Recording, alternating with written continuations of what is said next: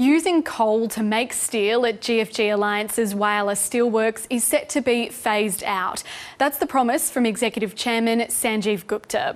Years after plans to buy a new, more efficient electric arc furnace were announced, the company has now signed a contract for the furnace worth $485 million.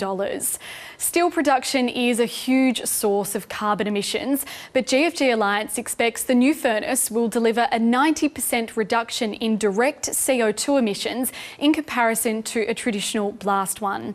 And it'll boost steelmaking capacity at Whyalla from 1 million tonnes per year to more than 1.5. There's also a promise of more jobs. Overall jobs we expect to be about 4,000 from 3,000. That includes the mining works, the steel works, all of Whyalla's workforce. We expect it to expand to 4,000. We're getting a lot more workers, which means we need a lot more houses, which means we need a lot more restaurants, a lot more cafes, more retail. Everything builds from there in this local economy. GFG Alliance eventually wants to use hydrogen to make low-carbon steel. It says it'll first use a combination of natural gas and green hydrogen before eventually fully using green hydrogen.